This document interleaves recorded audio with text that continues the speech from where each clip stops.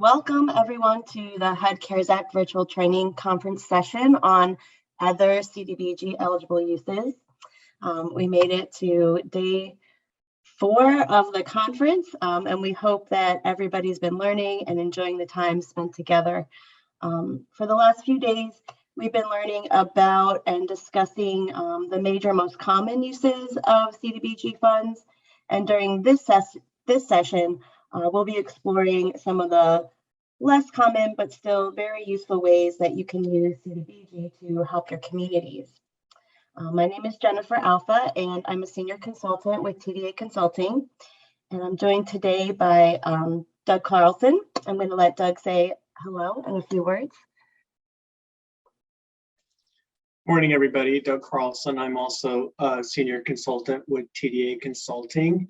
And good morning to my West Coast friends, where it's just a little bit after 8 o'clock, but this is exciting and I'm happy to do this session with you all. So glad to be here.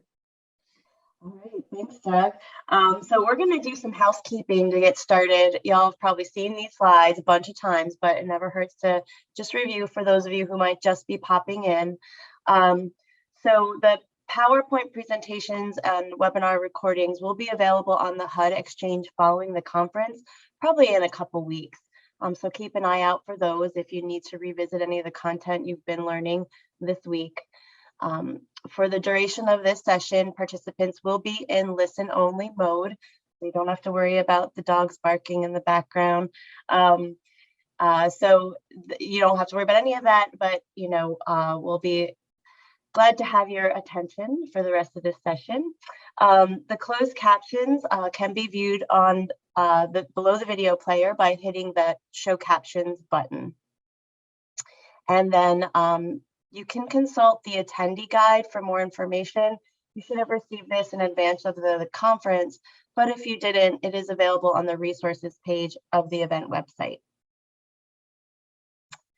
So we will be taking questions today, and we're going to take questions throughout the presentation. So Doug will be doing the majority of the presenting, and he's going to stop after each section so that we can address any questions that have come up sort of in more like a real-time environment. But that shouldn't stop you from submitting questions throughout the presentation. So if something occurs to you later that we've already covered earlier, feel free to submit a question on that, because at the end, we will take the final questions and sort of circle back to anything that you may have thought about after the fact. So to submit content related questions, can you go hit back just one time there? Thank you. To submit content related questions, you want to use the Q&A feature, and it is located below the video player.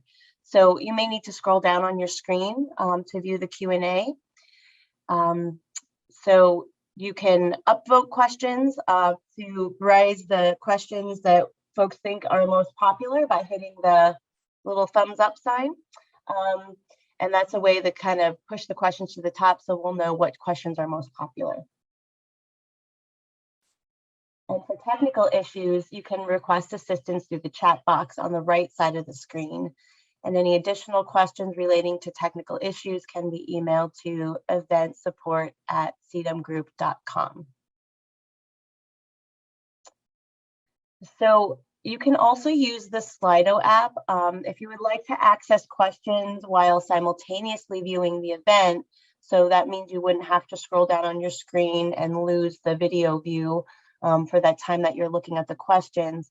You can open Slido using your phone, or you can go to sli.do in your web browser and then type in the code for this session.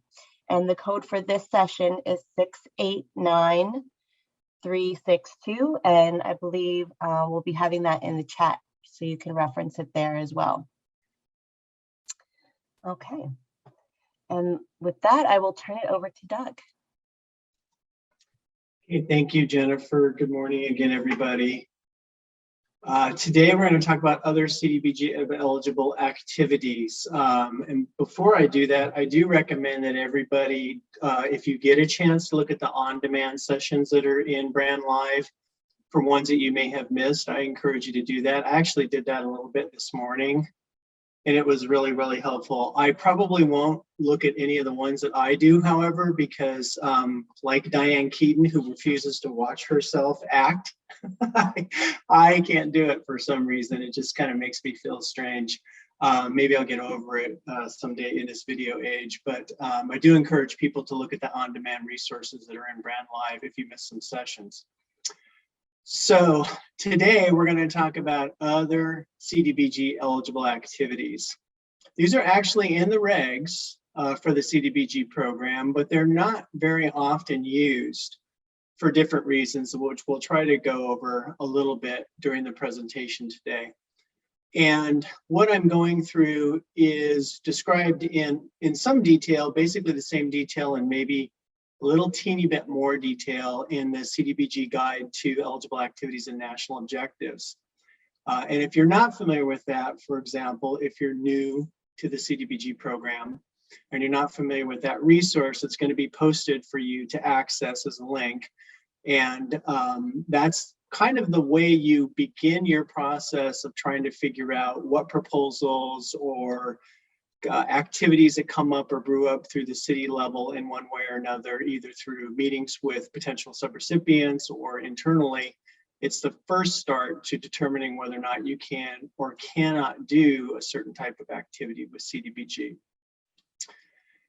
So under the regulations, there are other eligible options other than the ones that you typically probably use CDBG for, such as housing and public services and public facilities. Those are typically the three largest eligible activity categories that folks use for their CDBG funds, but there are other ones that are out there as well. And we're going to talk about those.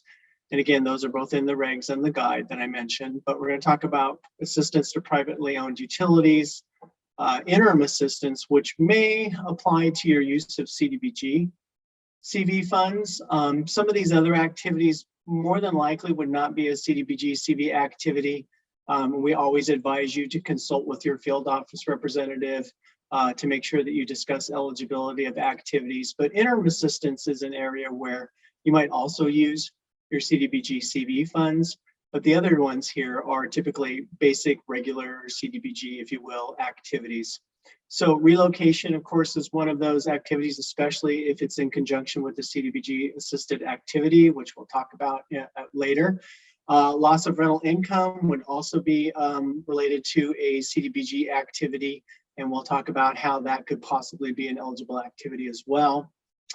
You can use CDBG funds to procure technical assistance resources in one way or another in order to help with your program delivery, design, and other types of things.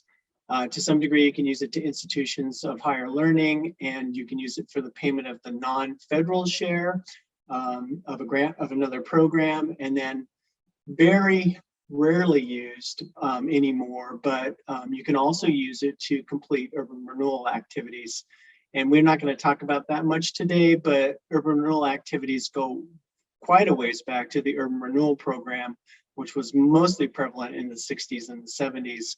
And most of those urban renewal completion activities don't really exist anymore, but that isn't also an eligible use of CDBG funds. But we're going to go over the main categories of the other eligible CDBG activities and not necessarily cover the last couple of ones that I just described.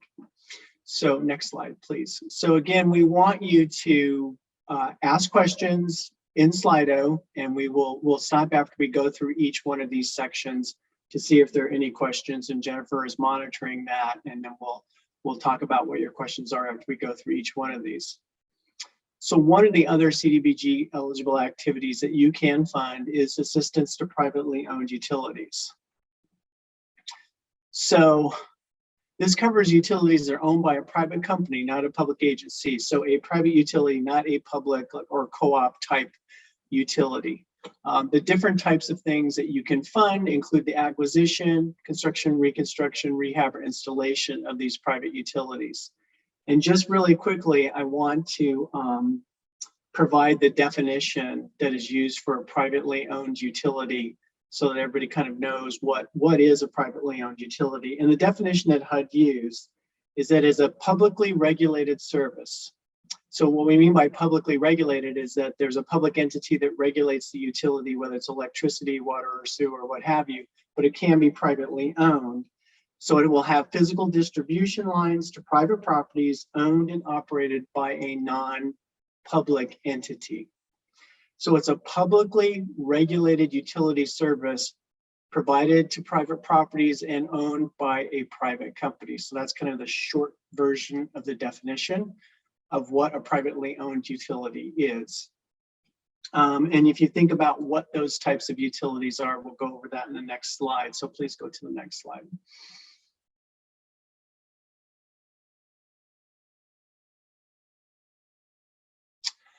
So some of the potential uses of those private or potential types of privately owned utilities. So obviously electricity, telephone, water, sewer, cable, gas, and it also includes broadband. There's been a lot of discussions, and there's even a CDBG-CV guide on using CDBG-CV for broadband. So if you are thinking about, for some reason, doing a broadband project, whether it's with CV or with your regular CDBG funds, privately owned broadband is considered a privately owned utility, typically owned by a telecommunications company, and that is eligible under this as well. So as well as the typical ones that we think of, like electricity, telephone, etc.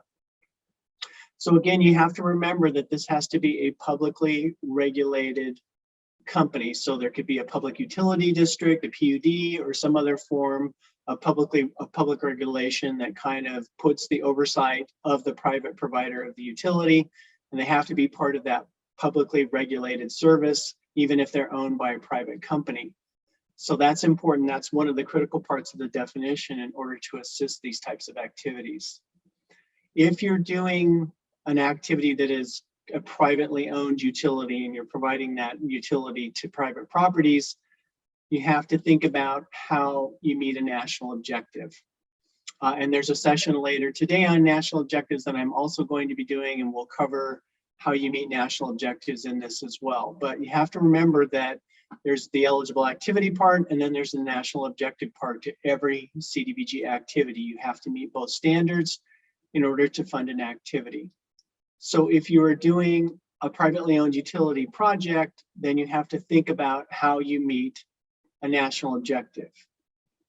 The good news with privately owned utilities is, unlike some activities, there are multiple ways that you can meet a national objective. You can do it based on area benefit to low and moderate income persons. Broadband is actually an excellent example of that. We know that the broadband service is not universal, and it's income-based to some degree. So you could do it on area benefit to low and moderate income areas that do not have broadband service. Obviously, basic utilities like water and sewer could apply here as well. You might be able to do it under LMI job creation. Of course, that would require an agreement with the private company to create or retain permanent full-time jobs, and would have to meet the aggregate and individual public benefit standards for job creation that we will talk about in the national objectives section that's coming later today. So job creation is a little bit harder for publicly owned utilities, but it is doable. The other national objective that can be met is slum and blight, and that is related to deteriorating conditions in a slum or blight area, or spot blight in some cases. So you could use that criteria to do privately owned utilities. For example, you may have deteriorating water and sewer lines or other types of infrastructure in a slum and blight area that needs to be replaced, but those utilities are owned by a private company, and as part of your redevelopment plan, either on a spot basis or on an area basis, you might consider whether or not utility installation is an important part of your slum and blight objectives for the program. Remember that slum and blight does not count towards the LMI overall objective for CDBG, which requires that 70% of your funds overall be spent on low and moderate income households. So remember that if you do slum and blight, you are limited to some degree on how much money you can put into a slum and blight project. In some cases, if there is an immediate urgent need, you could use that as the national objective. And urgent need is defined as an emergency that's recently declared within the last 18 months and has a serious impact upon public safety, health, and welfare. So urgent need can be used and has been used to some degree with CDBG-CV as well, because there's an obvious urgent need under CDBG-CV, but that's another potential national objective category under which you could do privately owned utilities, but with CDBG-CV funds, more than likely that's not what you're going to do with those funds, but you could do this under urgent need with your basic CDBG-CV funds. If you think about a natural disaster like a flood event or a landslide or an earthquake or hurricane, tornado, whatever natural disaster happens to occur in the part of the country that you live in, urgent need can certainly apply to infrastructure like privately owned utilities in multiple ways. In fact, hardening those utilities for resilience against storms and natural disasters, finding ways to do cogeneration facilities, trying to find ways to do meter reading that's more digital or smart meters versus something like the existing meters that we have now, so it could be monitored during electrical storms or hurricanes, are all ways that you can think about how you could do these types of utilities to address urgent need that occurs because of a disaster. So next slide, please. So let's pause for a second and see if we have any questions, because we may have one or two. Let me bring my slide over. No questions so far, Doug. But I did want to just note for folks that you had mentioned the CDBG Guide to Eligible Activities and National Objectives, and that is posted in the Q&A. The link to that resource is posted in the Q&A. So if folks want to scroll down on their screen, they'll find it there. But no questions so far. Okay. Well, again, if you're providing assistance to privately owned utilities, it may be that you're familiar with this, especially if you're a recipient of CDBG-DR funds as well. There are lots of ways to help with utility hardening and infrastructure improvements that create resilience and also create an energy efficiency as well, hopefully at the same time, and to help you prevent, some type of outage or problem during another event in your area. So something to consider, especially if you're prone to natural disasters to some degree or another. So the next category that we're going to talk about is interim assistance activities. And these are, again, this is very kind of closely related to urgent need. Typically, it's an urgent need activity, and it is sometimes used in the case of an event that requires some kind of immediate action, but not often used by grantees, but it is possible to do interim assistance activities. And there's a couple of subcategories of interim assistance that I want to go over, and those subcategories are in the CDBG Guide to Eligible Activities and National Objectives, so that we kind of are a little bit clear on what does it mean if we want to do interim assistance. And I've got a couple of notes that I'll go over after I go over this slide.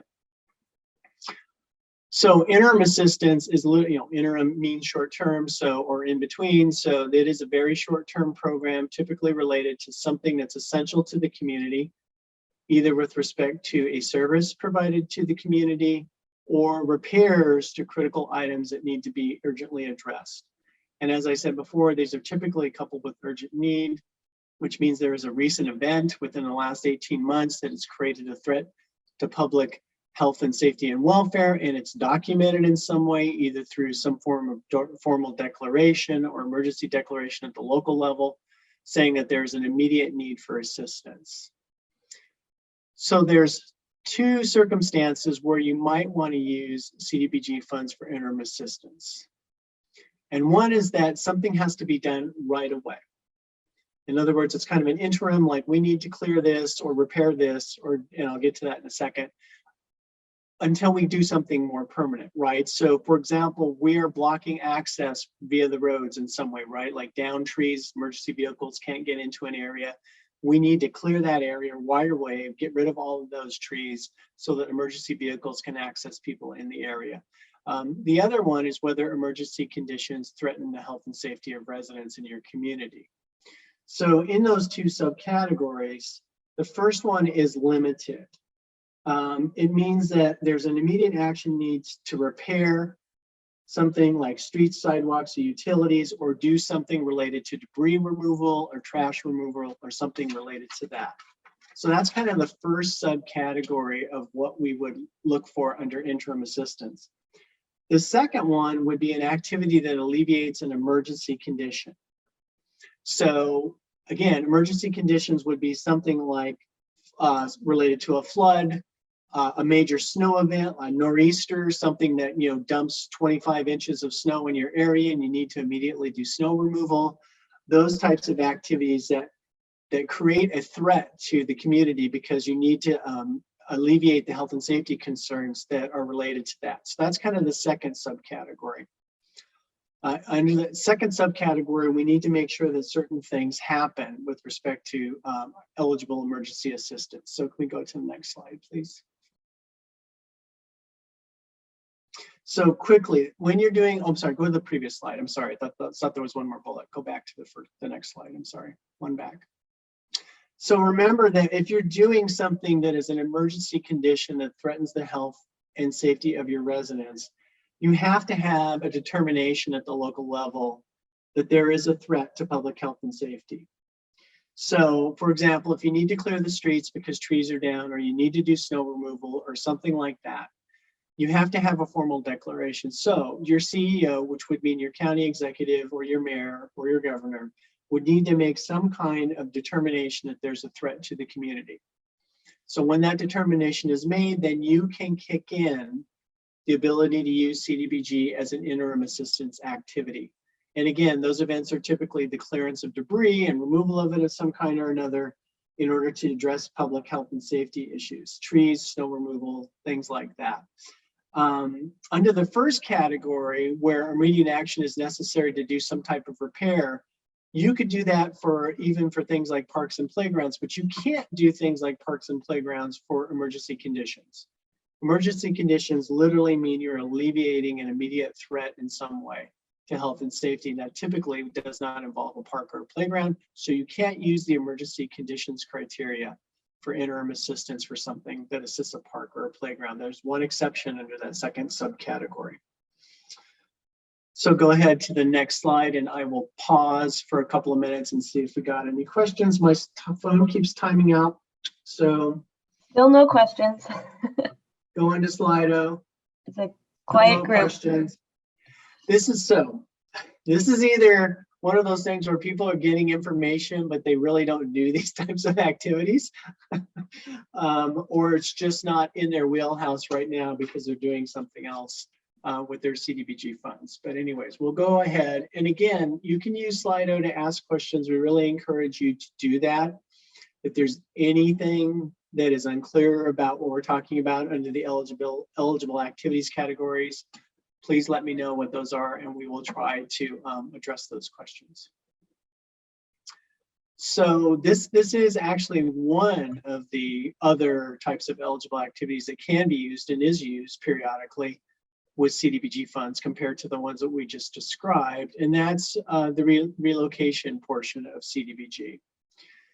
So anytime you're doing relocation with CDBG, anytime you're doing relocation with HUD funds, you have to conform, at least with CDBG, to the Uniform Relocation Act regulations and guide, and Section 104D, which talks about the replacement of lost low and moderate income housing units under Section 104D, and then of course the statute from 1974 that authorizes the CDBG program.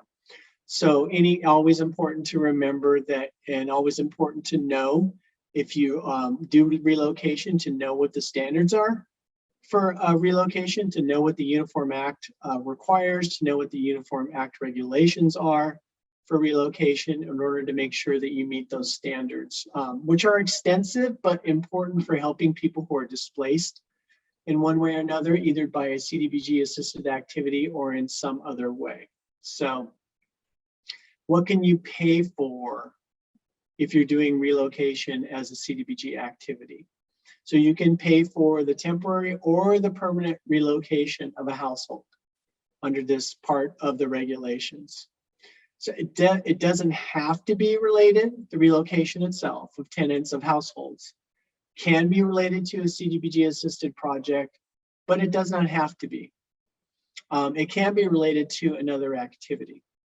And I actually have a very recent example from somebody that I'm working with a community that has just a 2-level 35 unit housing project that they actually own, that the community actually owns. And there's a health and safety problem with that project. I won't mention what it is, but there's a health and safety problem with that project. And all of the tenants and all of the units, all 34 plus units, had to be relocated. They had to leave the project because of the health and safety threat. And so there is the option for the community to use the relocation provision to do a temporary relocation of those tenants. That is an option to them. They're not doing it currently, but it is an option. And the community has decided that the health and safety threat to those units is too great to do and too expensive to do the repairs and to rehabilitate a fairly old structure. So they are more than likely going to rebuild on that site. So they have some considerations about what they do with respect to the relocation of the people that live there. It's not a CDBG assisted activity. Potentially the redevelopment of that site is not necessarily CDBG assisted, or is going to be, but the city is very conscientious about the fact that these are low and moderate income households, and they are very much looking at the Uniform Act guidance as a way to help them relocate these folks either into another permanent setting, or at least temporarily, until they find a permanent setting for them, or maybe possibly offer them the option to return back to the new units that are created. But that's time consuming. It's going to take a while to build a new project, so they have many things to consider. But that's a really good example of where you could potentially use CDBG for the temporary or permanent relocation of folks for an activity that isn't necessarily CDBG assisted down the road. Perhaps it's going to be tax credits. Perhaps it's going to be other types of funds like housing trust funds or general funds.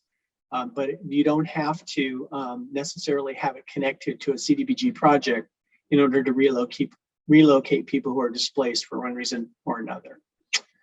So next slide, please.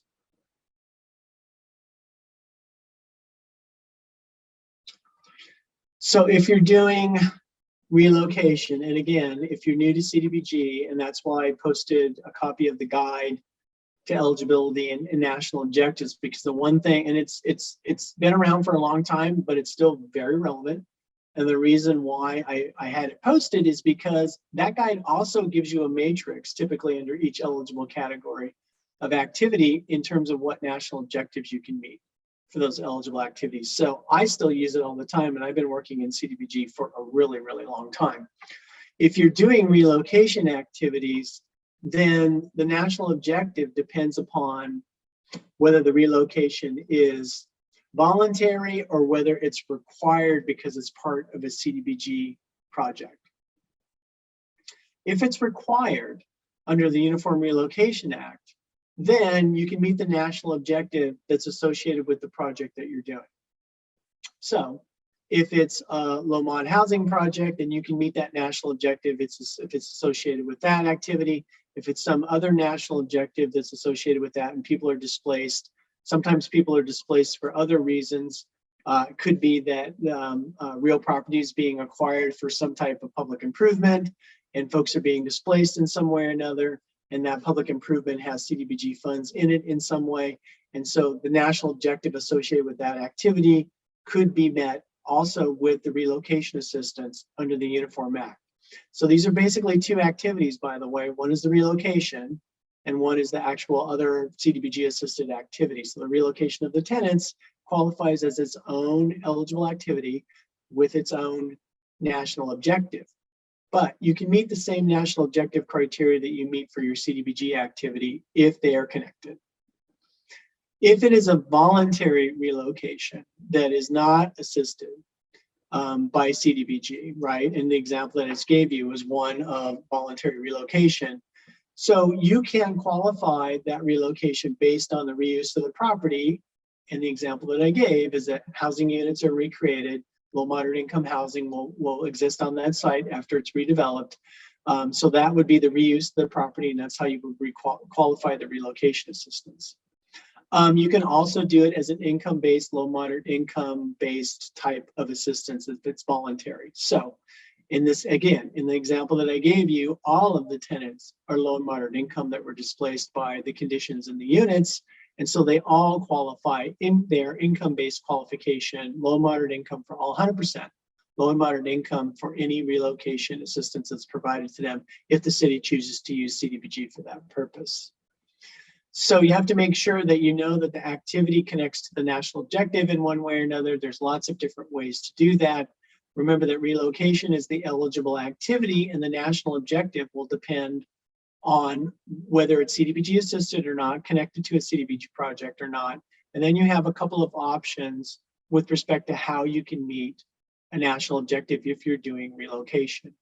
And again, one more time, the guide actually kind of gives you that layout for each activity to give you a matrix of where you can qualify or not qualify, because it doesn't work for one reason or another, a national objective for an eligible activity. So again, I think that the guide is very useful. And if you have the link to it, you can literally go through these items while I'm talking at the same time. Okay, next slide, please. And Jennifer, I think this is a new activity, so see if there's any questions.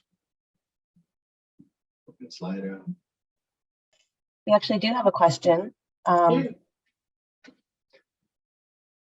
So the question is, can a person receive both temporary relocation funds and then receive permanent relocation funds?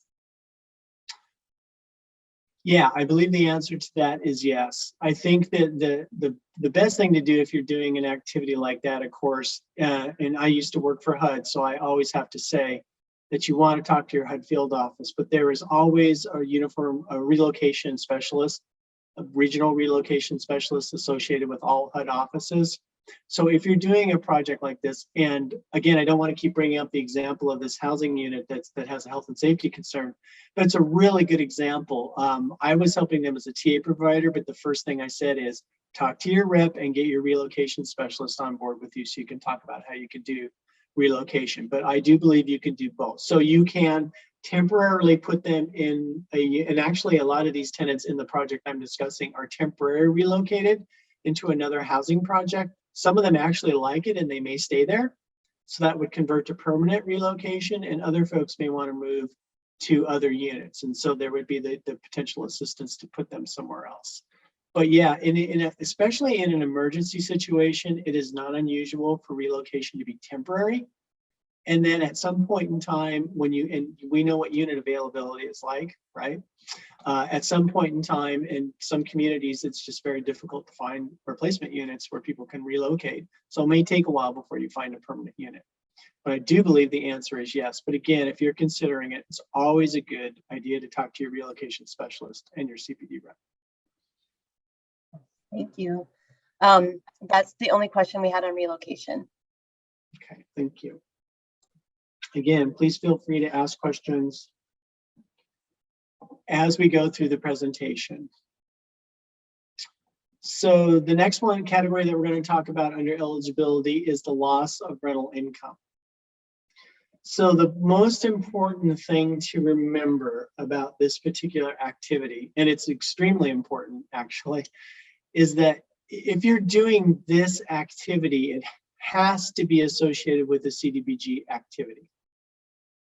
So unlike relocation, which can either be associated with a CDBG activity or considered voluntary for a displaced person, when you're talking about loss of rental income as an eligible activity, we're talking about the rental income being lost due to the CDBG activity. So we have to make sure that that connection exists before we even consider doing loss of rental income.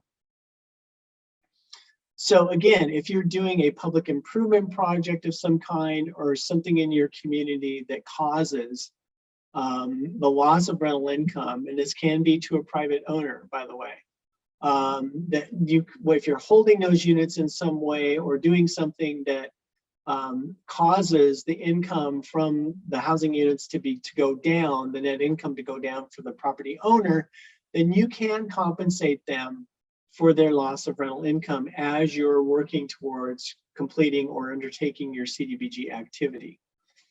So it's not meant to cover ongoing rental losses that happen after the project's completed or after the temporary displacement occurs. It only covers the period under which the CDBG activity is causing a loss of rental income potentially to a private owner. So, or public owner. So that's where you have to make that connection and make sure that it's very thoroughly documented, especially if you're doing this activity, because it is not compensation for, say a defined period of time of like 12 months. It has to literally be related to the time in which people have been displaced, housing income drops, and then there's an issue with the project that's resolved in some way through the CDBG activity being completed. So this is very rarely used. It's very rare for a CDBG grantee to assist a private owner, for example, when a project is taking place, but it does happen and it can happen. And if they are losing rental income because of the project, then you have the option to compensate them for that in your community. So how do you meet a national objective? Again, the two-part test require that you find a way to meet a national objective. If you're doing loss of rental income because of a CDBG project, the national objective, very simply, is the same one as a CDBG activity you're undertaking. So if you're doing a public facility, for example, or some type of improvement that's public facility related that causes a loss of rental income and you're qualifying that in some way, either under barrier benefit or some other way, then that's the national objective that you use for loss of rental income. So in that respect, if you're doing it, it's fairly straightforward rather than trying to figure out which national objective fits best. But again, this is fairly rare, but they are connected in terms of what you put in the national objective for this activity. And if you're putting information into IDAS, it's basically essentially the same as your public facility improvement or other activity that you're doing that's creating a loss of rental income to an owner of housing units. So it's pretty straightforward, but again, it's a very, very rarely used CDBG activity. So next slide, please.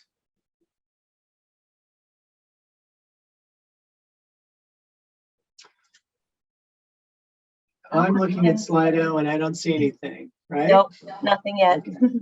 Okay. Not on loss of rental income. Okay. So the next potential eligible activity category is technical assistance. So there's different ways to do technical assistance. It can be used to pay for assistance that increases the capacity to do a project. So for example, you have a community-based development organization that's just forming, that wants to do a job creation project or some type of neighborhood revitalization strategy area, and or other nonprofits that are housing related, that there's CDC that does housing or some other type of nonprofit or public entity. You can use CDBG funds to pay for technical assistance to help increase their capacity. So a great example of that, and actually I'm working with a couple communities that are considering this, there's a lot of criteria around what is a community-based development organization. There's a lot of criteria under what constitutes a neighborhood revitalization strategy area. And there's a lot of interaction and consideration that needs to be done both within the public, with the nonprofit entities, with the jurisdiction, and other folks who have some form of interest in the project, the potential project. So it can get pretty complicated, particularly if you're using CBDOs to do something innovative like a new construction of housing. So that can require TA. If you're thinking about doing a project like that, and it's often needed in communities where they have dilapidated areas where they want to revitalize it in one way or another, but it is complicated, and sometimes you need technical assistance money out to find somebody to help you with that. And that can be anybody that's in your area, anybody in your state, anybody in your region, anybody nationally. It doesn't really matter. You can find the best fit for you and procure for the best fit for you, typically, if you're needing those kinds of services. But that's a really good example in that. And it doesn't necessarily just mean that you use it for neighborhood revitalization strategy or ED activities, but there's definitely a need in some cases for technical assistance around that. Quickly, the other thing around economic development that's been needed recently, and Jennifer certainly knows this because we've worked together on this, is job creation related to job loss as a result of the coronavirus impact. So CDBG-CV has been used by many communities to try to address the economic downturn that occurred last year because of the coronavirus. And in many cases, they've never done an economic development program before, so we basically had to create one from scratch. So that's a really good example of how technical assistance funds can be used out of your CDBG allocation. So when you're looking at the eligibility, when you're building capacity, you want to make sure that you know that the activity that you're doing is eligible. So if you're doing if your TA is associated with the CDBG project, it has to actually be a CDBG eligible project. That makes sense. I mean, there are other cases where there's other general technical assistance that's needed. That's typically paid for in other ways out of general funds. But you can still, if you're associating it with an activity, you just want to make sure that when you're building capacity or using some form of support or technical assistance, that you know that you're doing it towards an eligible activity. That, by the way, that isn't terribly hard, but I think that it's important because you can certainly associate lots of forms of technical assistance with activities that a community is doing. So it's not terribly difficult to say we're getting the technical assistance to do this activity or these activities. It could certainly include more than one. And we want to include these partners with respect to that. Another good example is I'm helping somebody with their request for applications process for their new action plan. You know, we're kind of revitalizing their process. They're doing a new format. They're going to have a virtual public meeting on it. They're kind of revising the criteria and the information that they provide to potential applicants. And we're going through that process and trying to streamline and improve it for that community so that when they're able to do their action plan, they have a good set of applications from which to review and select and approve and go forward with their action plan and in those activities within their action plan for 2022. So that's another good example of how technical assistance can help build capacity and is associated with more than one eligible activity. So you always want to make sure, of course, that your activity that you're providing, that somebody's providing assistance to you for in one form or another, again, meets the national objective.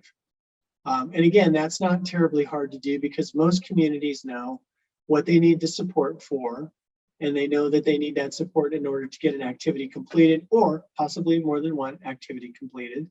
And in order to do that, they just have to document that that assistance is meeting a national objective.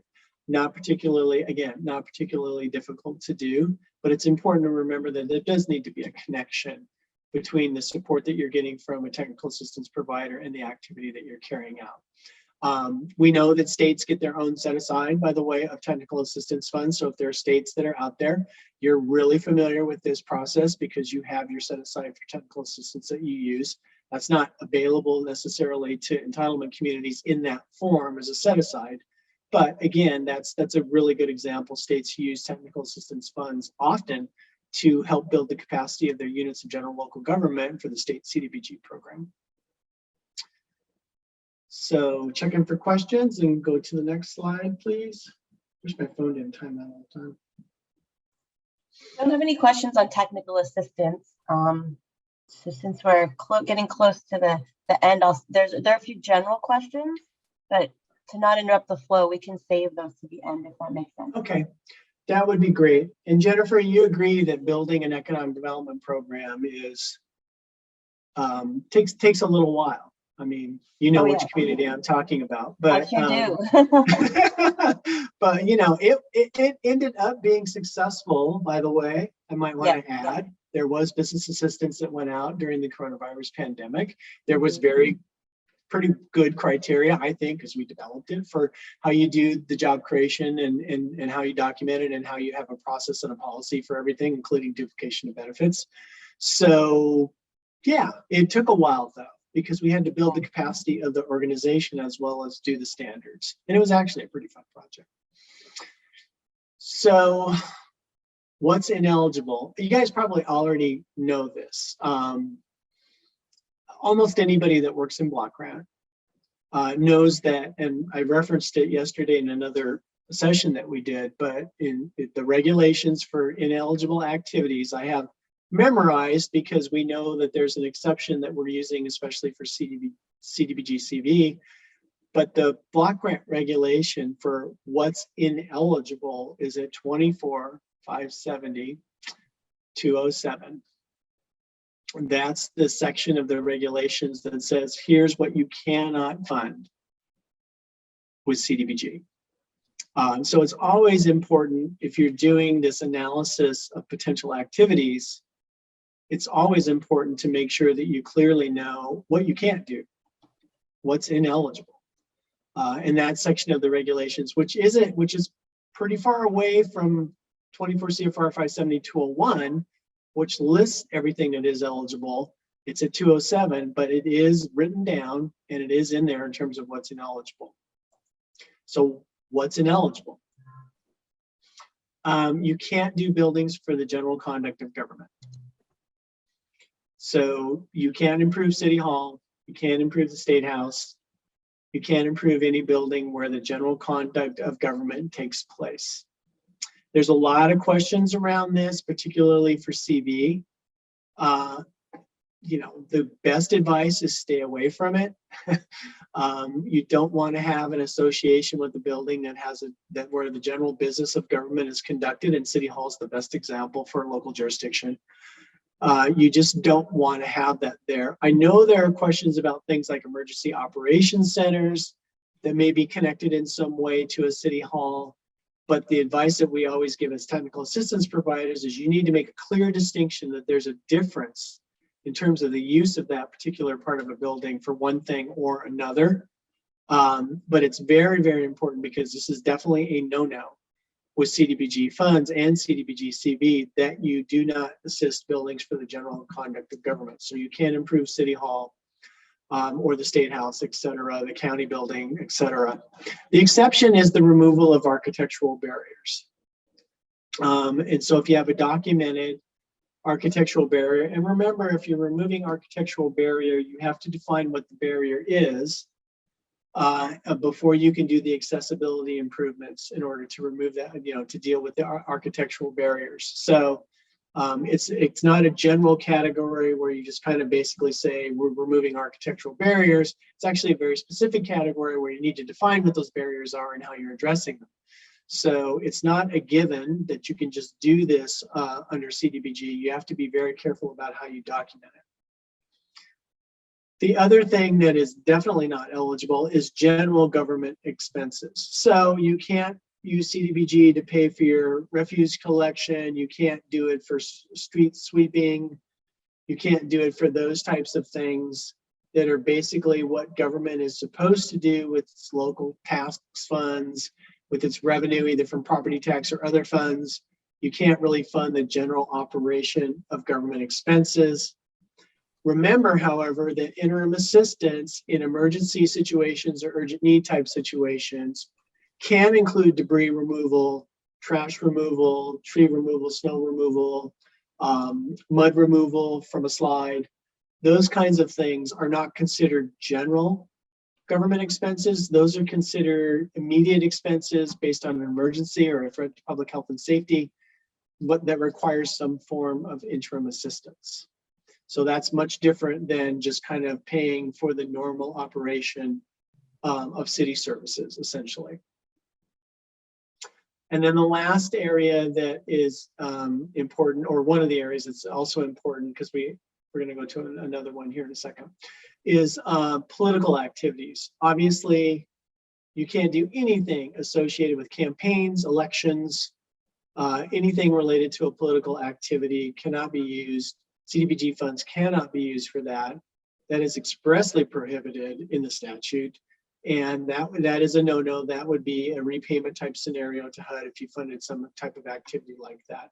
Grantees are well aware of this, but it's very important to know that CDBG is apolitical in the sense that it can't fund political campaigns, elections, or anything related to political campaigns. But of course, we all recognize that there are elected officials that make decisions about CDBG. We just want to make sure that we make the distinction between what's a CDBG activity and what's not. Anything that's politically related is not a CDBG activity. So next slide, please.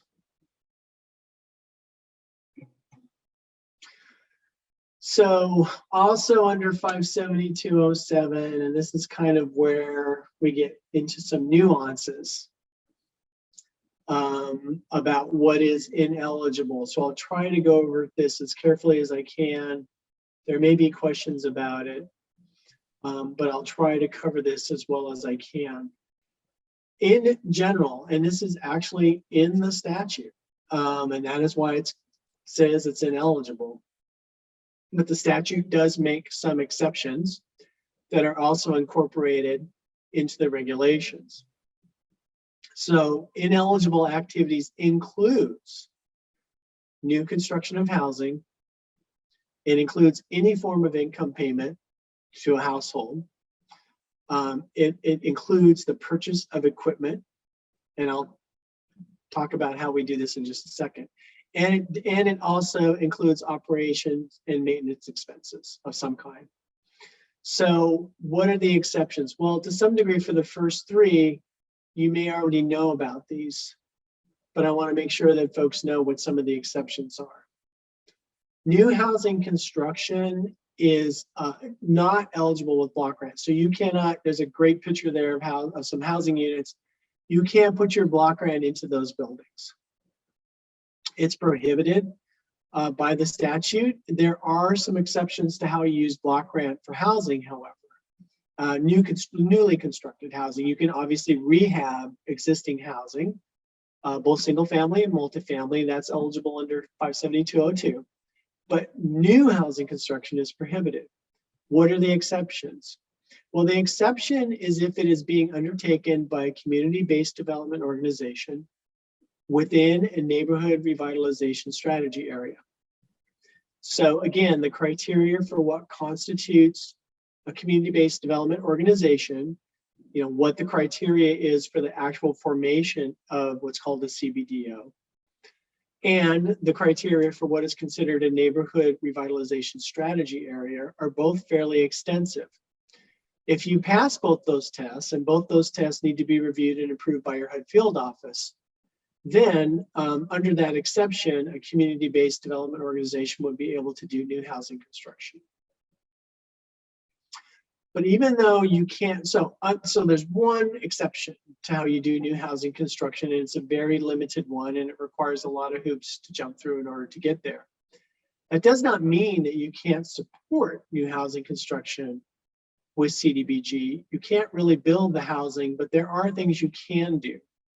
And there is a CPD notice, and I'll try to put it in the chat for Slido if I can while we're going to general questions.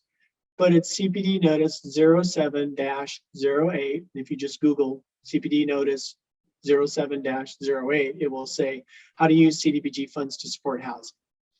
So if you're doing a new housing construction project, you can do public improvements like utilities and other types of things in the public right of way to assist that housing construction. You cannot do the private connections between the public portion of a utility and the property. You can acquire property for new housing construction as long as it's low and moderate income housing and meets national objective. There are other kinds of things that you can do that support. You can do clearance and demolition of sites for housing construction. So there's a number of ways that you can support the new construction of housing. You just cannot build housing, new housing with CDBG, but that does not mean you can't support it. And again, there's only one exception to new housing construction, and it's very rarely used. It has been used, but it's fairly rare, and that's to do it as part of an NRSA with the CBDO. So we may have some questions on that, but I'll go to the next section of what's ineligible, because this also applies very much, it has applied very much to CDBG-CV, and that's income payments. So any form of income payment to a household is prohibited in the statute for CDBG. There are exceptions, however, to that, and the exception is noted in 57207, and I think it's 57207B4 of the regulations where they talk about income payments. Why do I know that? Because with the folks that we work with, this has come up a lot under CDBG-CV, and the notice for CDBG-CV has refined some of the criteria around income payments. It's a very, until CDBG-CV, it has been a fairly rarely used, very rarely used actually, activity for CDBG because it is so limited. But under limited circumstances, for regular CDBG, assistance to a household, not directly to the household. It would have to be made to the provider. And that emergency assistance, and that's the term that is used in the regulation, not income payments, but emergency assistance. That form of emergency assistance for rent or mortgage or utilities or other types of expenses can be temporarily provided to a low and moderate income household for up to 3 months. Again, this is regular CDBG entitlement funds. So the exception to the income payment prohibition is that a low and moderate income household can get assistance with some of their utilities or rents or other types of emergency payment needs to help stabilize the household, but it's limited to 3 months of assistance. The notice for CDBG-CV extends that period of time to 6 months. And it also kind of defines some criteria around arrearages and other types of things when it comes to these types of emergency payments. But the general category of emergency assistance under CDBG-CV and the notice that was published for CDBG-CV is that time period is extended to 6 months of assistance. So many of you probably are familiar with this because we know that a lot of CDBG-CV grantees have been using their funds for temporary rent or mortgage assistance to households for up to 6 months. And there have been many, many questions in the CDBG-CV AAQ, which Jennifer and I both answer questions in, so we know.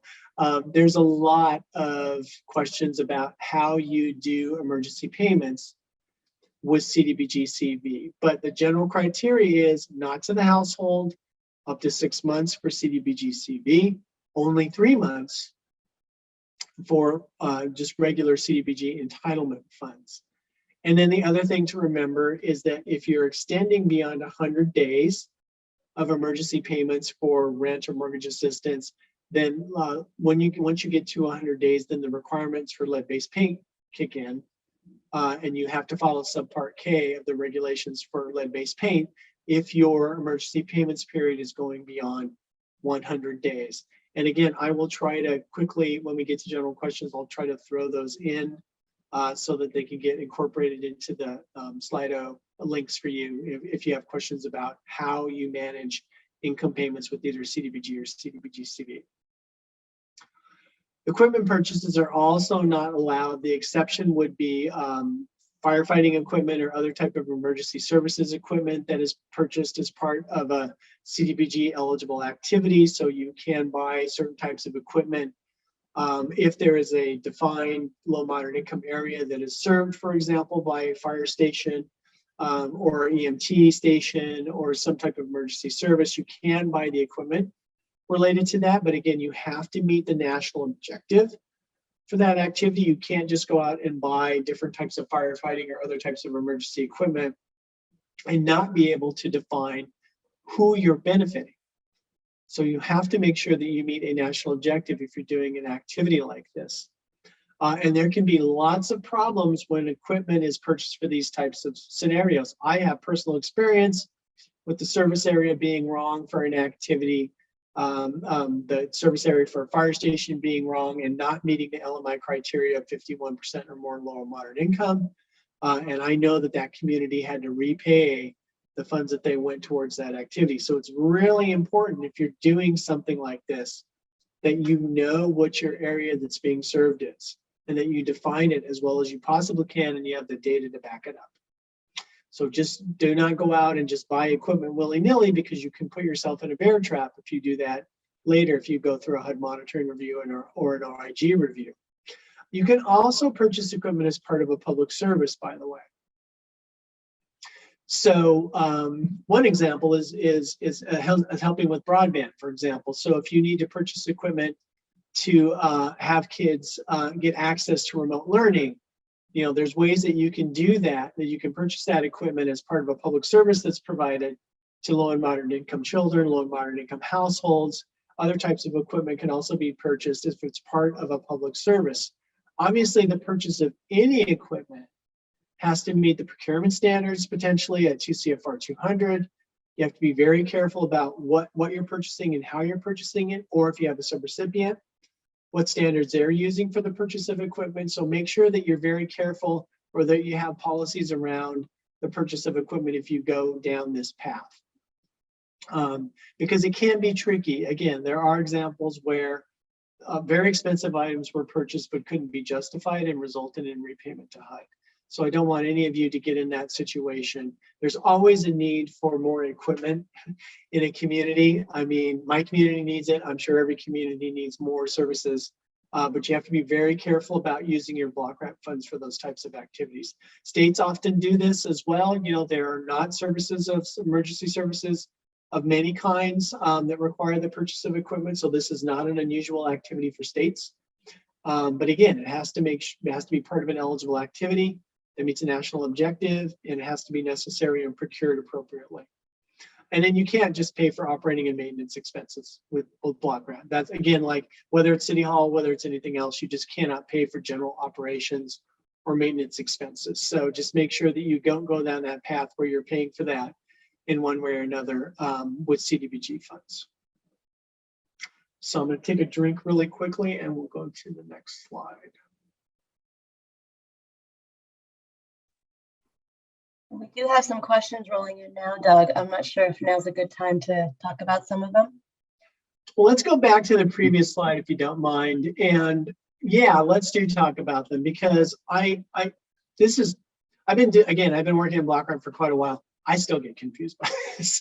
So I want to make sure that if the questions are about this particular item, and they probably are, Jennifer, let's talk about it now, and then we'll go forward.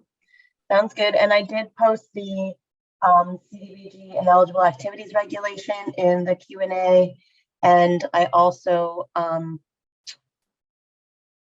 posted the CPD notice 0708 on the use of CDBG program funds to support housing. So those are, Doug had mentioned those during the presentation, so those are now posted down in the chat.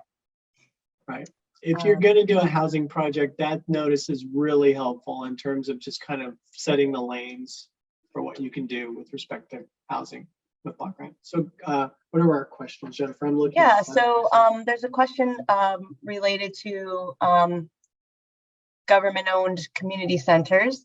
So the question is, would a government-owned community center that periodically uses part of the space for meetings, such as commission meetings, pre-bid meetings, etc., be considered ineligible for providing governmental conduct?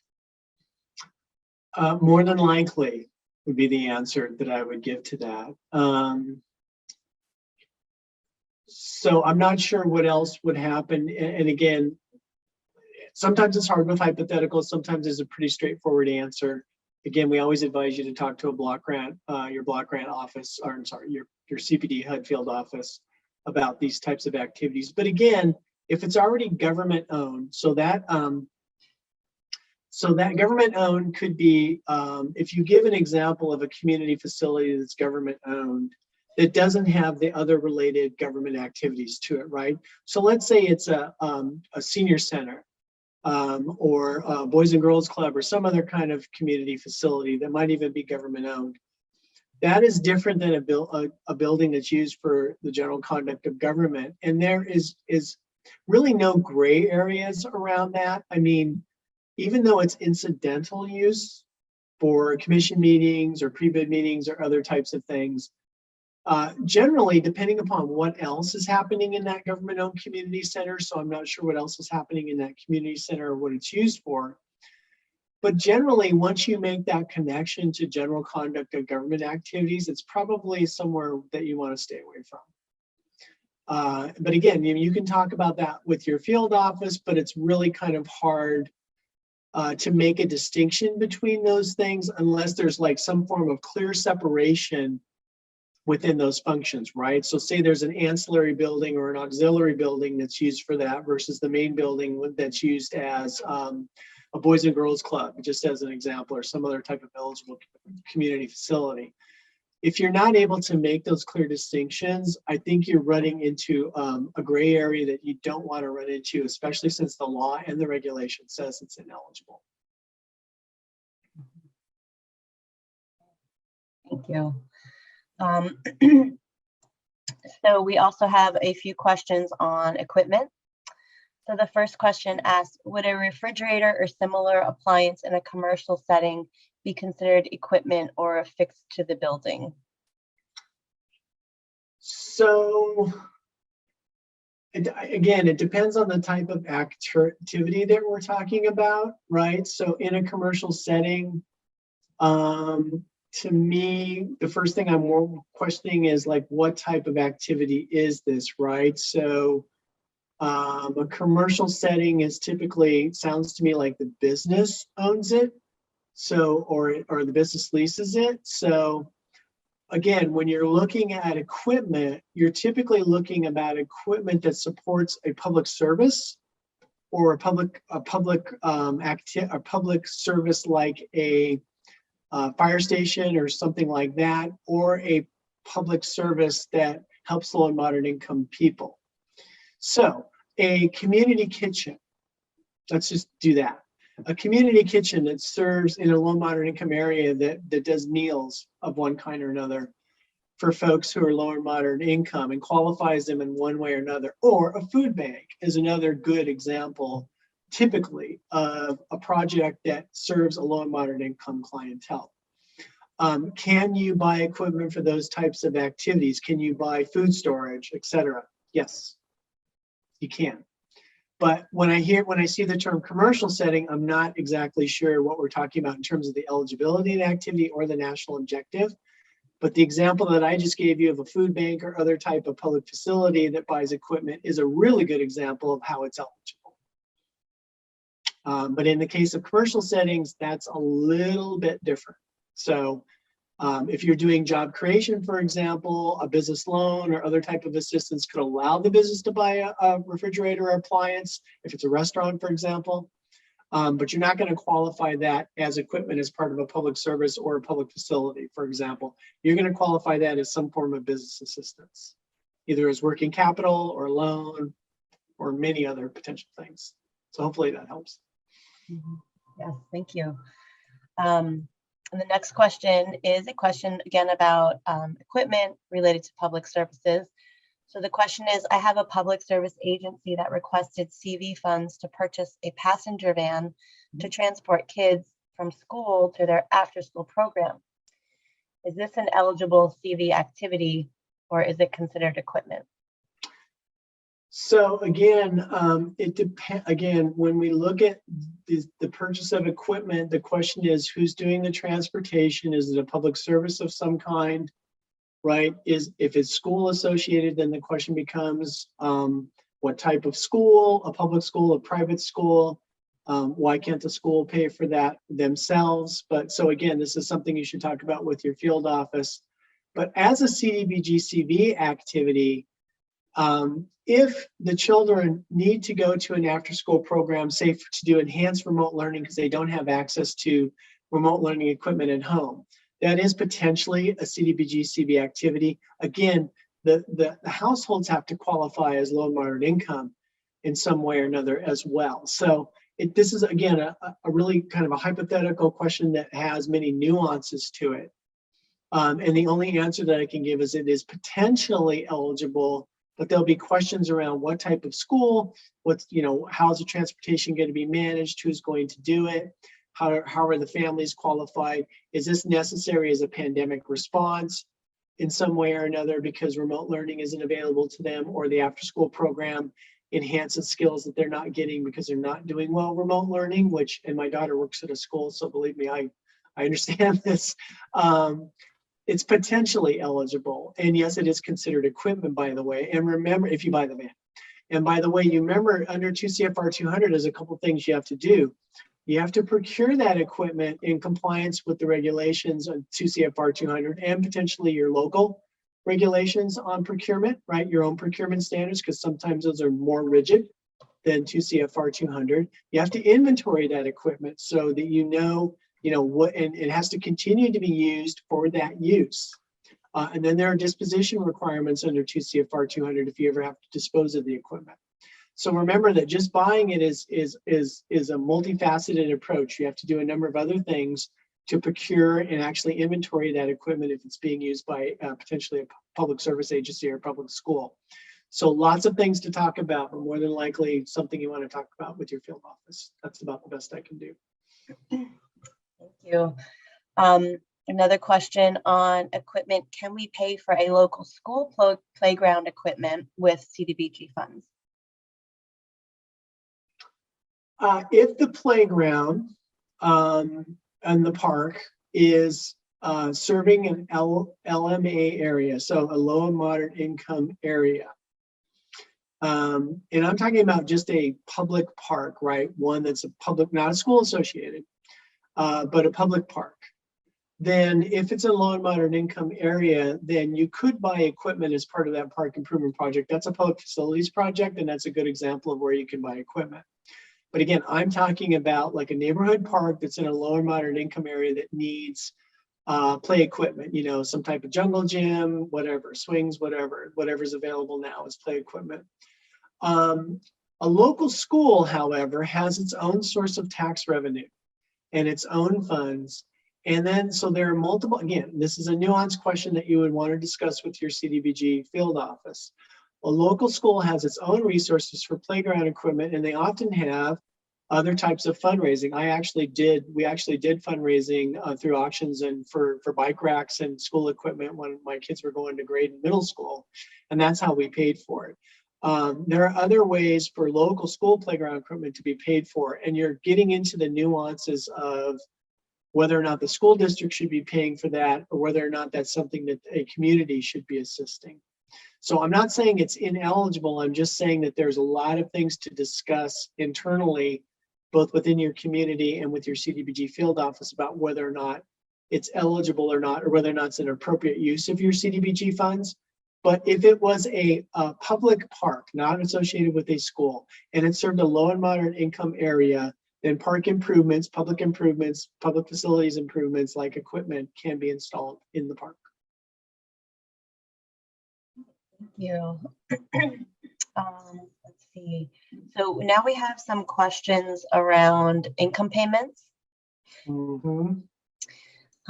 So the first one asks, let's see, would income payments paid with CDBG-CV funds for rent and mortgage assistance be a duplication of benefits if the same household will be assisted with ARPA funds from the Treasury?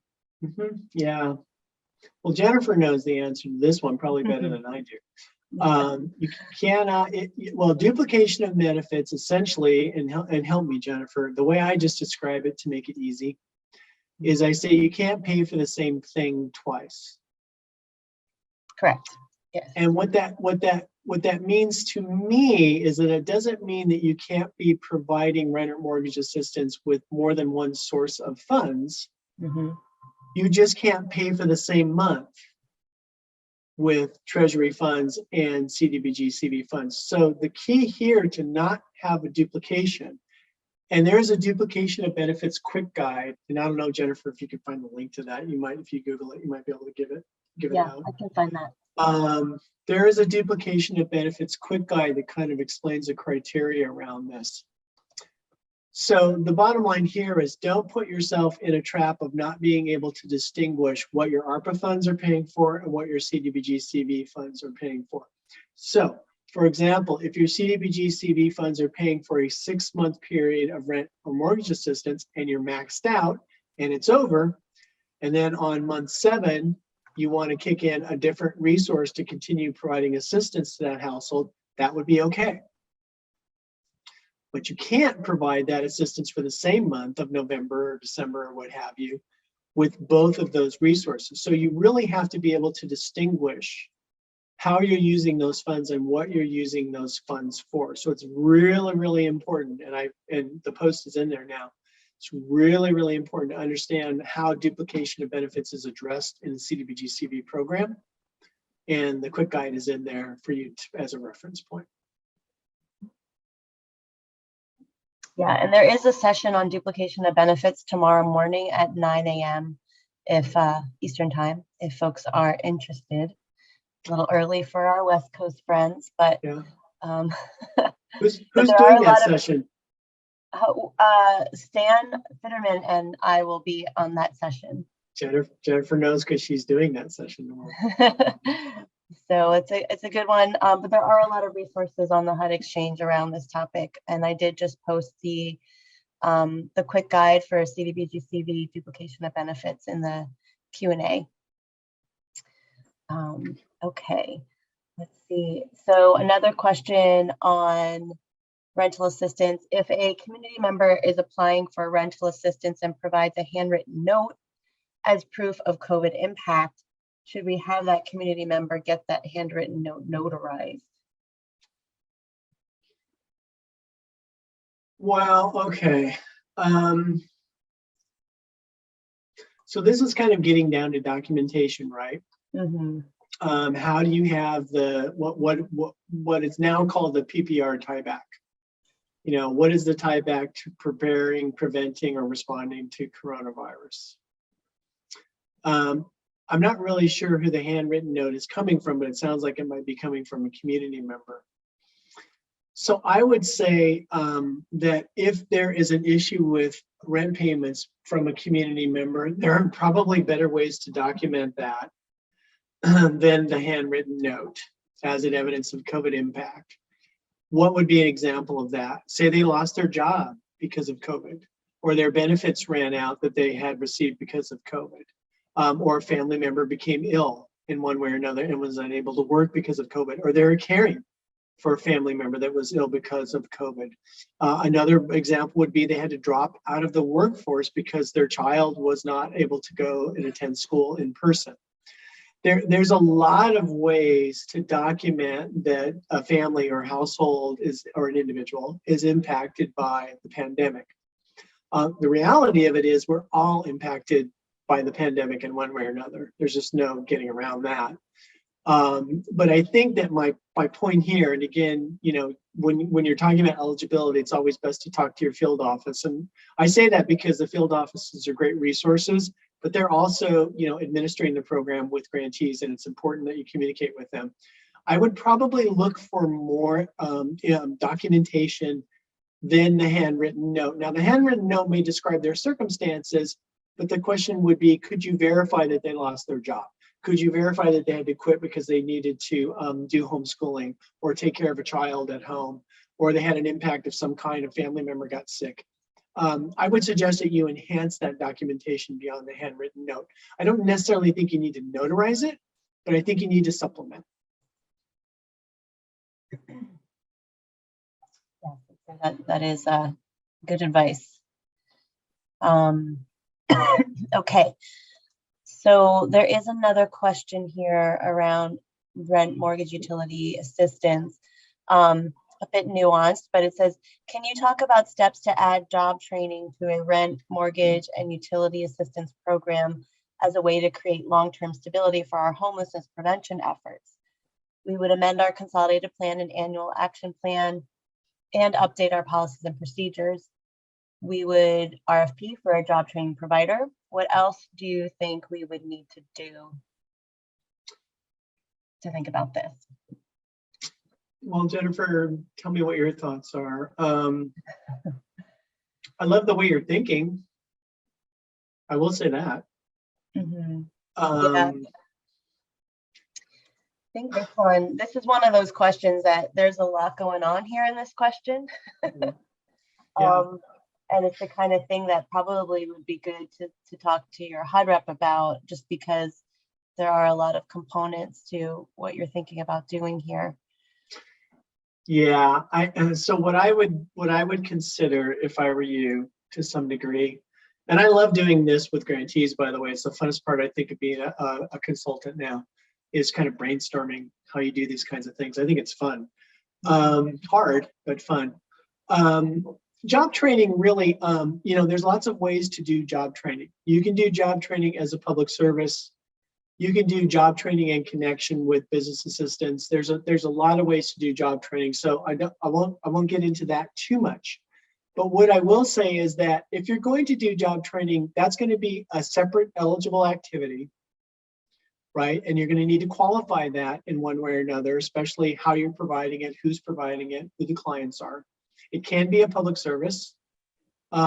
There's lots of ways to do job training, but my advice to you is that if you're going to connect job training to rent and mortgage assistance to help create long-term stability, and again, I love, and then associated wraparound services as well for a family that's just getting rental and mortgage assistance. I mean, so this is kind of a continuum of care approach, but again, like it's important to wrap services around people who are destabilized in one way or another. But my suggestion is that if you're going to do job training, you do that as another eligible activity, and then you qualify it for a national objective. Doesn't mean you can't assist the same families, but it's not going to be something you can connect to the rent and mortgage and utility assistance, which would be emergency payments and would be limited under CV to 6 months and regular block grant to 3. But job training would not be limited. It would be subject potentially to the cap on public services of 15%, but it could be something that you undertake as another separate eligible activity that you connect to the rent and mortgage assistance. I love that idea. I always love the idea of wraparound services. Just providing interim assistance to somebody doesn't necessarily stabilize their living situation. So I love your thinking. Yeah, it's a really good point. Okay, there's one last question, and I think it's kind of a follow-up to the question about duplication of benefits with CDBG-CV and ARPA. It says, if you can document that ARPA funds are paying for 60% of a project and CDBG-CV is paying for 40% of the project, is that allowed without it being a duplication of benefits? Okay, Jennifer, I'm going to let you go through that one. Well, I think it goes back to what Doug was saying, which is you can't pay for the same thing twice. So if you can document that the ARPA funds are paying for part of the project and the CDBG-CV is paying for the other part, and they're not both paying for the same things, then that would be a good documentation to make. But you want to make sure that you have clear documentation around that for sure. Yeah. I'm not a fan of prorating. I will say that. I mean, yeah. The kind of a simple proration doesn't work very well for me. I would basically say your CDBG is going to cover this period till it runs out, and then ARPA is going to cover this period until it runs out. I wouldn't necessarily split by month your assistance between 60% ARPA, 40% CDBG-CV. I think that's a nightmare. Yeah. When it comes to DOB personally. Yeah. I would keep it clean.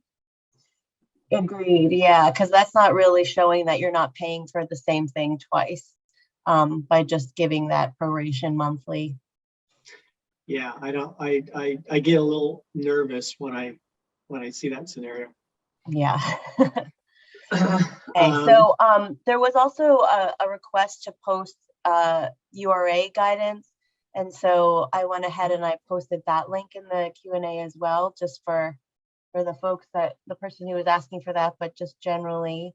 And so there are a bunch of resources down in the chat now.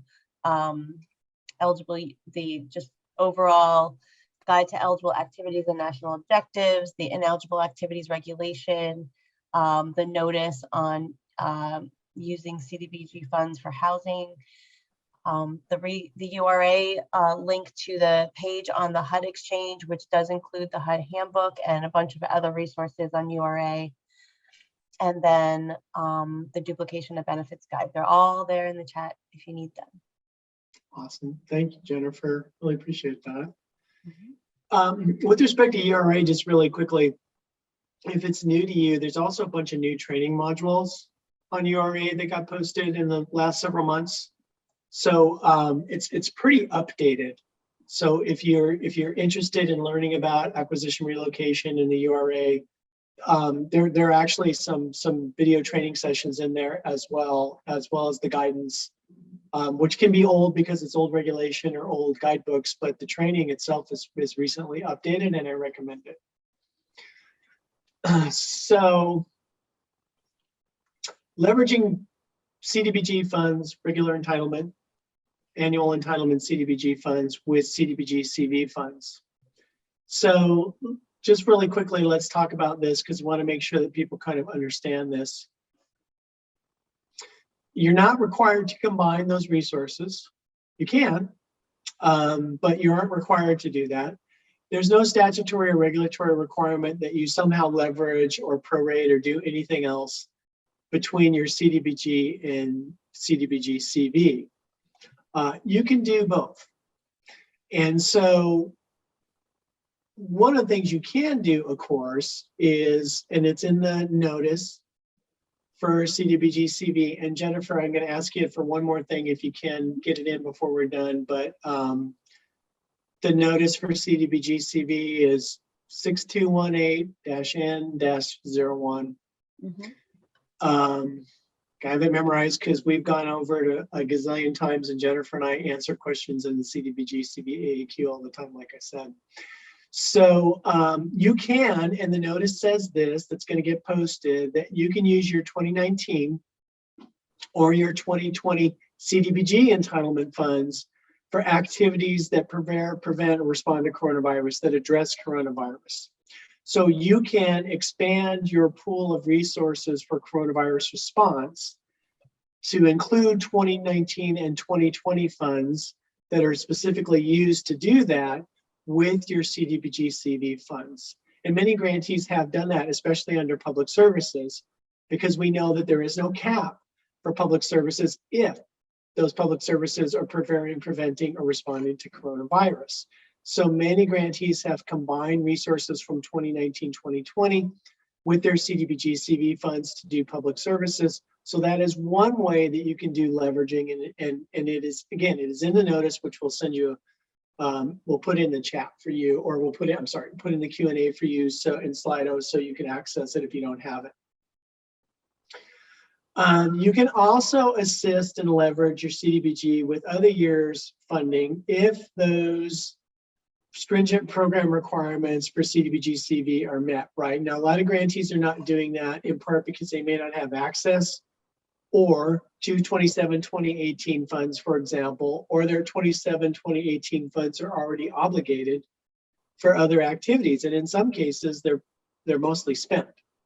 Especially with grant-based accounting now, grantees are trying to keep on top of their spending by grant year, and they're trying to make sure that they're meeting the timeliness requirement for CDBG. So there may not be a lot of 2017 or 2018 funds available, but you can do that as long as you meet the more stringent program requirements. Same thing with new entitlement funds from 2021 and 2022.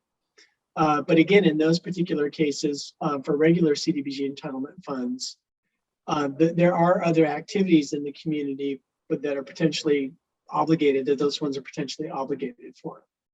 So there are ways to leverage your CDBG-CV funds with resources beyond the 2019-2020 funds that are specifically mentioned in the CDBG-CV notice.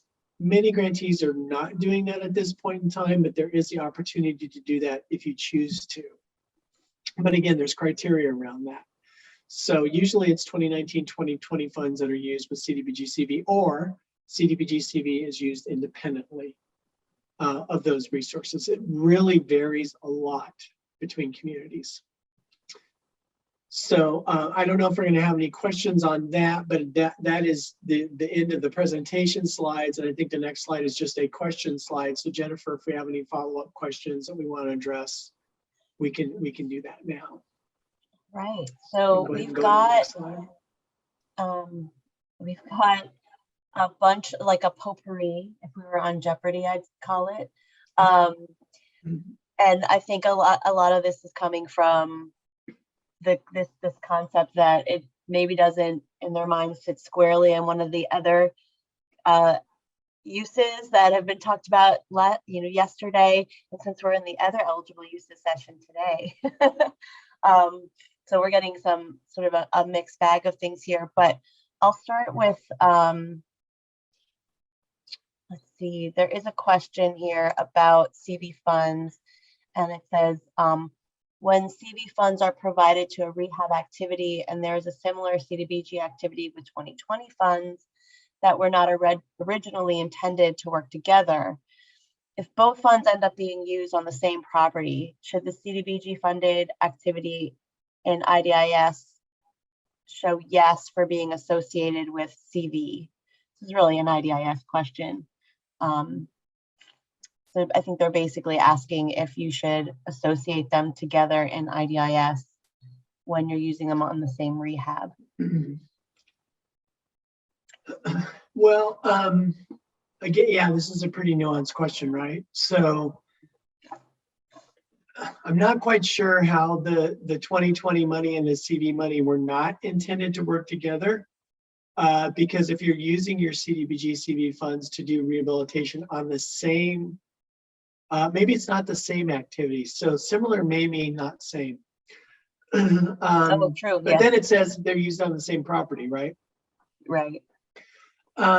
So I'm not really sure how to answer this. The only answer I can give is a stock answer, which is that if your 2020 CDBG funds are used to prepare, prevent, or respond to coronavirus, either in the same way that your CV funds or as a supplement to your CV funds in one way or another, then you might be able to show that the 2020 activity is associated with CV. But again, it's a pretty nuanced question.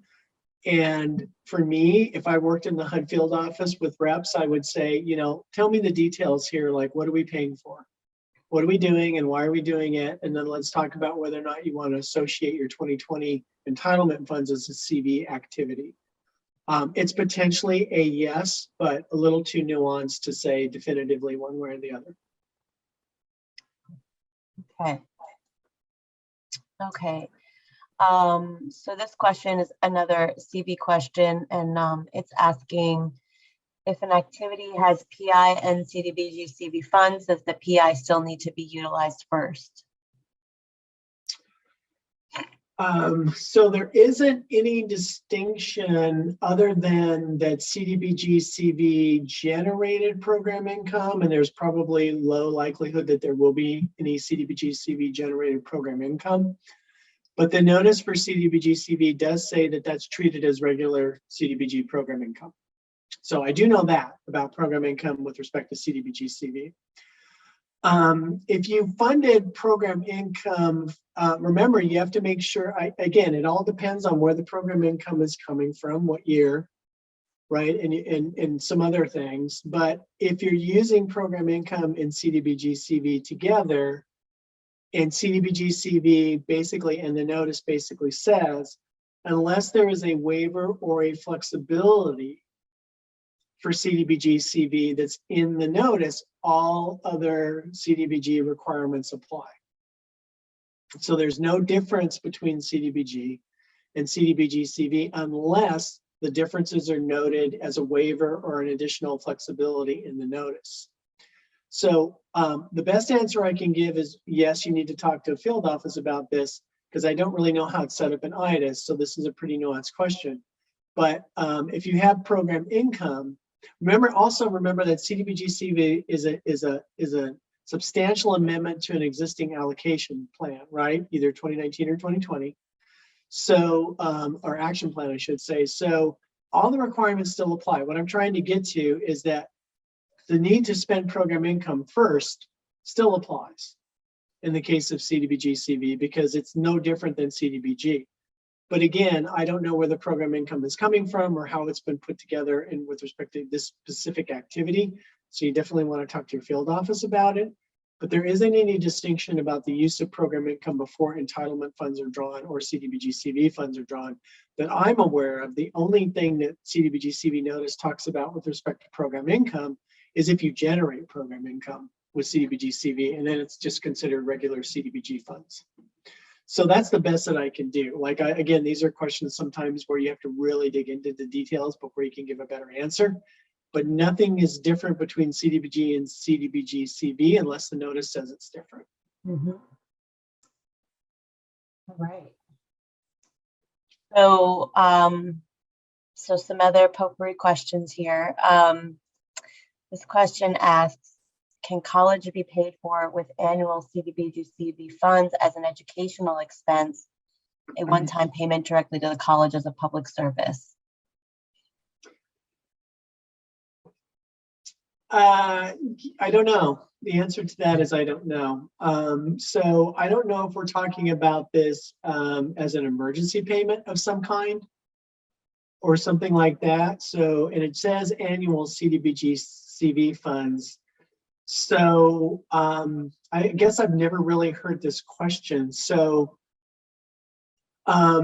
if you're doing some kind of public service related education program and you're assisting somebody, a family or a household with college expenses of some way or another, that does fall under the income payments criteria. So I don't know that it's actually eligible unless it meets the criteria to be emergency assistance. So remember that income payments are not, and again, any kind of direct payment that supplements somebody's income.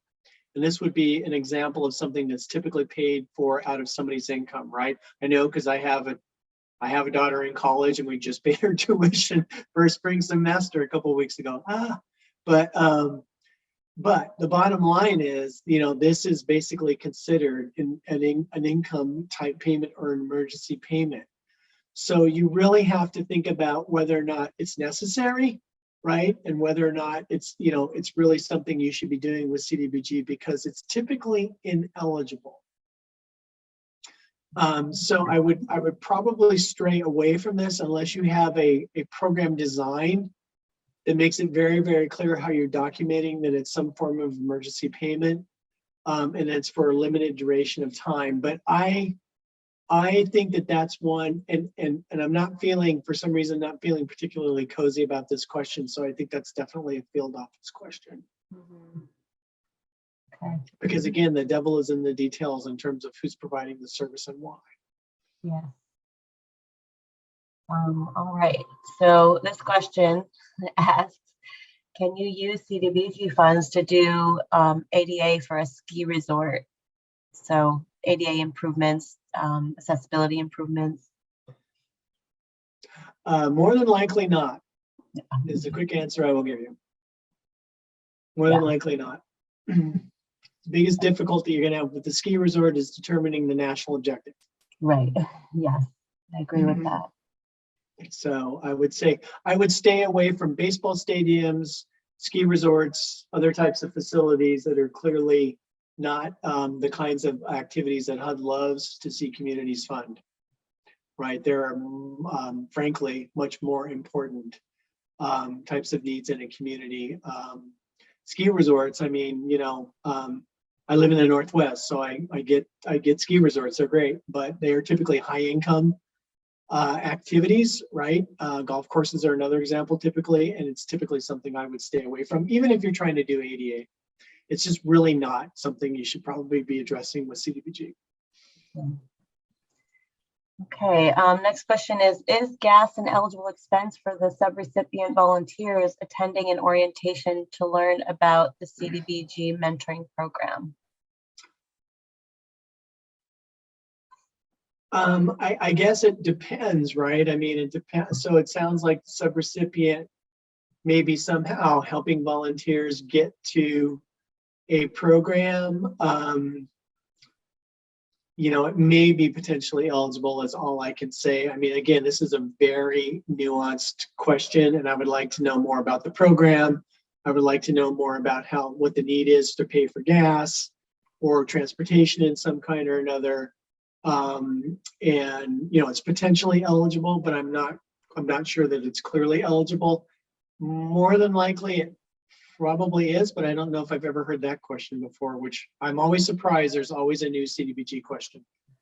Never fails. People want to get creative. Yeah. Okay. So this question is about planning and capacity building. It asks, are there any other limits to planning and capacity building? For example, if the community hires a consultant to prepare a sidewalk gap study or comprehensive plan, would the entire cost be eligible, understanding that this would be included in a 20% admin cap?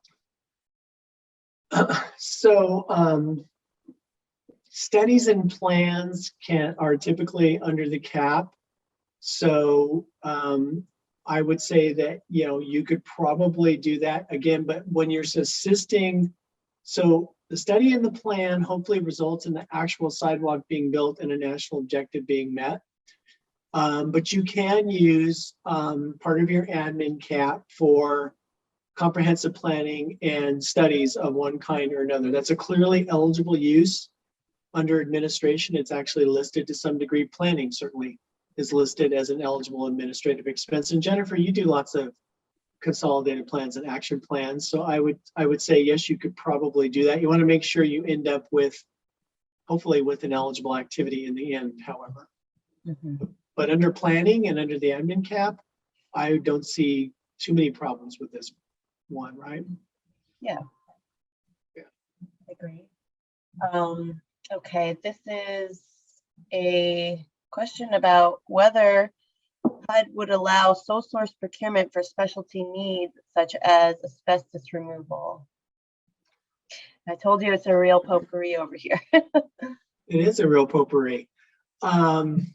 So the only answer that I can give is that there is criteria for what constitutes a sole source procurement or single source procurement in the regulations at 2 CFR 200. So if you can document that there is only one provider that meets the criteria that you need for asbestos removal, and you can meet the criteria in 2 CFR 200 for single source procurement, then you could potentially do it, yes. But again, you could potentially do it is the key here. My suggestion is that you go to 2 CFR 200 and the procurement section of the regulations and just read the information about what single source procurement standards are, and then discuss it with your field office. There could be only one firm that does asbestos removal in your community. And yes, it is possible you could document them as a single source. But possibly is always, and I know we say that a lot, but again, some of these are very nuanced questions. But it is possible that you might be able to single source it, yes. There are whole trainings just on procurement. So this can get very weedy. Yeah, there's a long financial management standards session as part of the conference this week. Yeah. All right, next question. Can CDBG funds be used to fund refurbishments of a campsite that aims to serve an LMI population? It depends. I don't know what is meant by a campsite, right? Whether it's like a public site of some kind or another that is somehow being occupied by LMI populations. There are lots of, I live in Portland, Oregon. There are lots of temporary campsites that are in our community that are not in established public areas. So, you know, again, this one is very nuanced. Like it's potentially eligible to help some type of campsite that serves an LMI population, but the part of me that wants to make sure that homeless and low moderate income persons have a permanent housing place to live makes me wonder if you know, that's the best solution for that population, I guess. So it is potentially eligible, but again, there needs to be a lot of information about whether it's a public site and what's happening on that site and who's there and why, and a bunch of other questions before I could say whether or not it'd be something you'd want to fund or not. Okay. This question asks about TA. So would nonprofit capacity building be an eligible technical assistance expense under the 20% planning and admin cap to assist nonprofits on how to increase their capacity to apply for CDBG funds and carry out CDBG activities? I would say in general, the answer to that is yes, it is subject to the cap, but you could use that to provide assistance to nonprofit organizations. But again, always saying consult with your field office about that. But we do lots of capacity building. Jennifer and I do lots of capacity building. Remember also, by the way, if you're a grantee, you can go into the HUD Exchange and request technical assistance in one form or another, right? So rather than relying on your 20% planning and admin funds, you can, in some instances, get approved for HUD technical assistance that HUD will pay for. if you put that technical assistance request in, or your field office could even put the request in for you, and sometimes they do, into the HUD exchange. So you have another option for technical assistance. I should have mentioned that, but you have another option for technical assistance beyond your own funds. Some grantees prefer to use their own general funds or their CDBG funds for that purpose, but that is an option too, by the way. You can request that HUD help you with a certain issue in the HUD exchange for technical assistance. Okay, thank you. All right. So these last two questions are definitely in the potpourri category.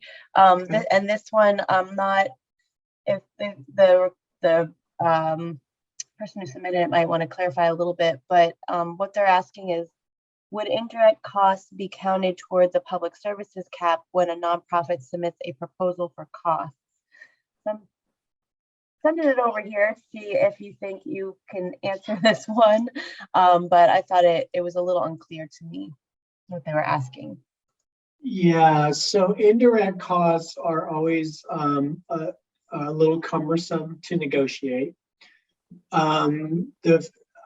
I've dealt with this a lot, actually, especially in continuum of care programs when I worked at HUD. So let me try to get this clarified as quickly as I can, because we're down to about 10 minutes or so in our presentation. But remember that indirect cost rates, if you're paying for indirect cost rates, you have to remember that under 2 CFR 200, the indirect cost rate has to be a federally approved indirect cost rate proposal. There is a difference between a cost allocation plan or a proration of indirect costs and actual federally approved indirect cost rate. So if you're not familiar with that, I suggest you go to 2 CFR, and again, there's a whole financial management session coming up, but I suggest that you look at the indirect cost rate criteria in 2 CFR 200, because that's a little bit of a sticky wicket in one way or another when you do the financial part of CDBG and the financial management part of CV, and potentially if you get monitored for financial management for CDBG. So remember, the indirect cost in terms of federal funds means a federally approved indirect cost rate. That is not the same as some type of proration or cost proposal plan or something else that a lot of organizations, including nonprofits, use. So my first warning or caveat is to make sure you know to have your own understanding of what indirect costs really are. That's the first thing. So in general, however, when a nonprofit, let's assume somebody does have a federally approved indirect cost rate, they get most of their money from HHS, because they get CSBG and they have a federally approved indirect cost rate proposal. All well and good. When they submit your budget to you, right, for the public service that they're providing, that budget's going to include all of their costs, direct and indirect, because they have a federally approved plan. That's the caveat. So in their budget proposal, if they put it into you and they have those costs associated with delivering a public service, because the cost of delivering a public service, of course, would include typically direct costs like personnel, but it also could potentially include indirect costs. So again, with all those caveats, that budget, which includes all the items that they need to deliver the public service, would be what you'd be funding with CDBG, and it would be subject to the 15% public service cap. Unless it's CDBG-CV or 2019-2020 funds used to support, prepare, prevent, and respond to coronavirus. There is no cap on the use of those funds for those types of activities. So that's a really long-winded answer, but learn what indirect costs are before you kind of go down the path of approving them with organizations, because it can be a potential problem for financial management monitoring later for your block grant program. Thank you. So we have a few minutes left and just 2 questions.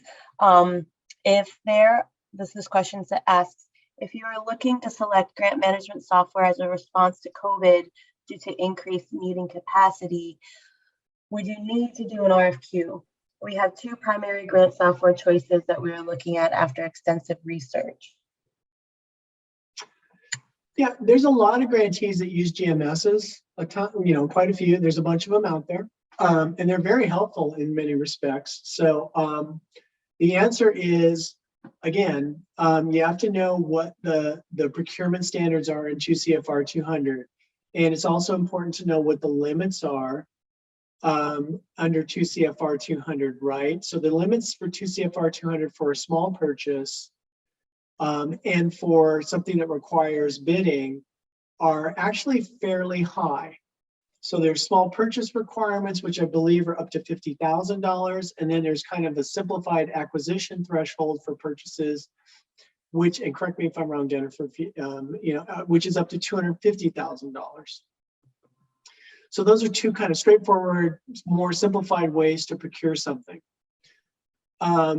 So that's great, except you may have local standards that are more stringent. So your local standards for procurement that you have with your own finance department or auditor's office or whatever you call it in your jurisdiction might be that you require a formal bid or something else for anything below $5,000 or below $10,000 or below $20,000. So the answer to this question is it depends. And you need to make sure you understand the procurement requirements of 2 CFR 200, coordinate those with your local standards, and then decide whether or not you need to do formal bid or request for proposals, request for qualifications, what have you, based on those standards. So that's about the best advice that I can give you. And I would certainly try to have as many respondents, if you do an RFQ, for example, as you can for GMS. There's a ton of GMS providers out there.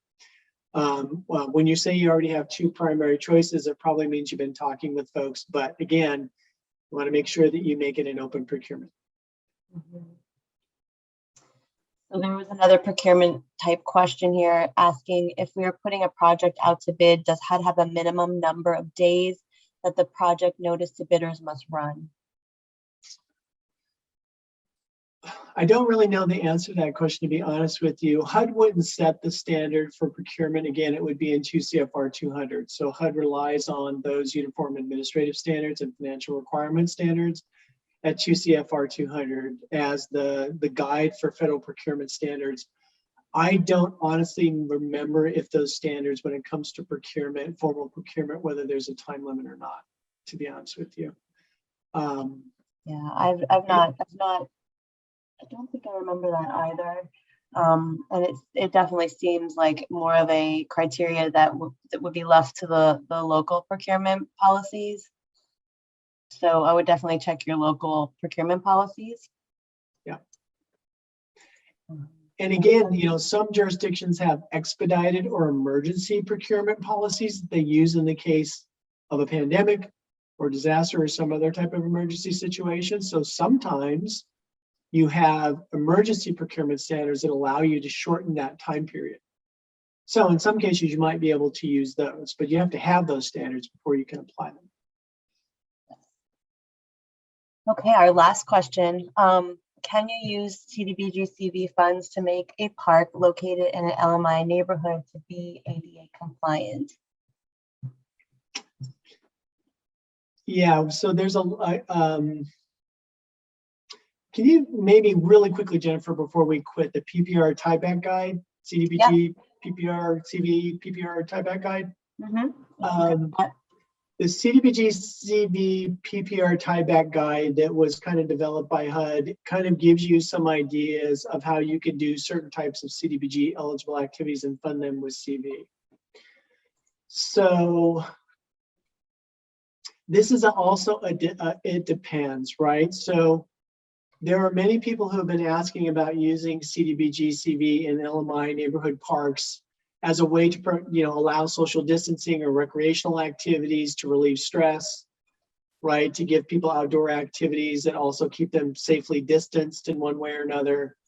And can those types of improvements meet the criteria for CDBG-CV, which has to tie back in some way to the coronavirus?